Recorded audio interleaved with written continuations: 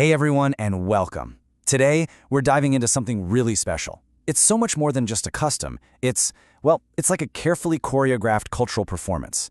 We're going to decode the beautiful and intricate language of Arab hospitality. You know, it often begins with a phrase just like this one. Seriously, just imagine someone telling you that your very presence has illuminated their home. I mean, wow. That isn't just hello, is it?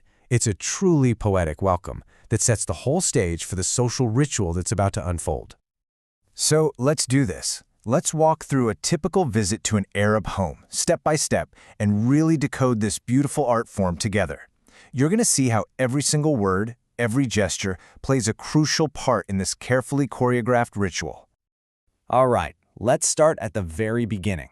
The first, and honestly most crucial moment, crossing the threshold. You know, that exchange that happens right there at the door, it sets the tone for the entire visit. Okay, so just look at what's happening. The guest is immediately elevated, right?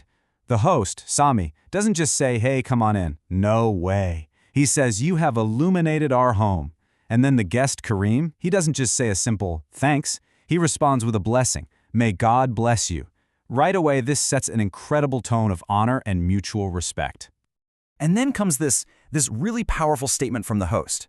When they say, the house is your house, they're literally dissolving the boundary between host and guest. It's such a profound gesture. It basically says, look, you're not just a visitor here, you're family. Make yourself comfortable, be completely at ease. So this whole initial exchange, it reveals the very first core principle of Arab hospitality. And trust me, it's a big one. And this brings us to an absolutely crucial point: hospitality. In this context, it isn't just about being nice. It is a sacred obligation. A host's honor is directly, and I mean directly, tied to how they treat their guests. This is a truly foundational cultural value. Okay, so now we're moving into the central part of the visit. And this is this fascinating back and forth that, well, I like to call the generosity dance. This is all about that beautiful ritual of offering and receiving refreshments. And here's how the dance begins. The host makes an offer, right? And the guest, Kareem, he politely deflects. Now notice, he doesn't say no, but he doesn't really say yes either. Instead, he expresses concern for the host's effort. This is the classic opening move. This phrase right here, la tatakalef, is absolutely key to understanding this. A guest uses it to show that they're considerate, that they're not there to make demands. It's a gesture of humility, but, and this is super important, it's not a final refusal. Everybody in the room understands this is just part of the script. See, this whole interaction is governed by a set of unwritten rules. The host has to insist, usually 2, maybe 3 times. The guest, on the other hand, is expected to refuse at first. If you accept right away, it can seem a little bit forward or impolite. And this back and forth, it's not awkward at all. It's actually a beautiful demonstration of mutual respect. So you can see there are these 2 perfectly complementary roles happening. The host's duty is to insist. That's how they prove their generosity and their honor. The guest's role is to politely refuse at first, and that shows their humility and consideration. It's just a beautiful, balanced performance. So what happens if the guest politely refuses a few too many times?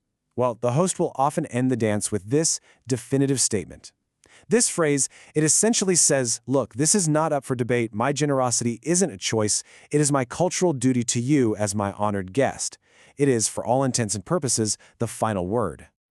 Okay, so once the refreshments are finally served, the whole performance shifts a little. Now, the spotlight is on the guest to express gratitude. And as we're about to see, the language of appreciation is just as structured and eloquent as the offering itself. Just take a look at this exchange. The guest, Rania, doesn't just say, oh, these sweets are nice. The praise is way more specific and elevated. Its taste is wonderful. But did you notice? She also includes a blessing for the person who actually made them, the hostess's mother. The gratitude goes beyond just the food to the people behind it. And she kicks off her compliment with, mashallah. This is so important. On one hand, it's an expression of genuine admiration, but it also serves a really important cultural purpose. By attributing the goodness of something, the taste of the sweets, the beauty of a home, to God's will, it's believed to deflect envy or the evil eye. So it's basically a compliment and a blessing all rolled into one. So you can probably see how the language of gratitude here is deeply, deeply intertwined with faith. A lot of the common phrases are essentially blessings, like may God reward you with good. This really elevates the act of thanking someone from just a simple courtesy to a sincere prayer for the host's well-being. All right, so finally we reached the end of the visit. And just as the welcome was so carefully choreographed, the gracious farewell is its own distinct art form. You have to get this part right, too. So, the host will almost always make one last grand offer. In this case, it's an invitation to stay for dinner. This is really the peak of their generosity. Now, to decline something like that, the guest has to be equally gracious. You have to express your thanks and provide a formal, respectful reason, like having other obligations. And here it is, the final, crucial move. The guest must extend a counter-invitation. This is how the circle of hospitality is officially closed, and the social bond between everyone is reaffirmed. It ensures the relationship is reciprocal, and that next time, the roles of host and guest will be reversed. So, to sum up the art of the farewell, first, you thank profusely.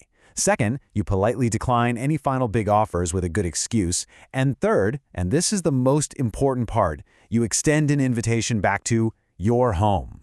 That completes the performance and makes those social ties even stronger. So, from illuminating the house the moment you arrive, all the way to closing that circle with a future invitation, this entire process is just a rich language of honor, respect, and generosity. And it leaves us with a really fascinating question to ponder. If language shapes our reality, what does this intricate art of hospitality reveal about the very heart of the culture that created it? Thanks so much for joining me today.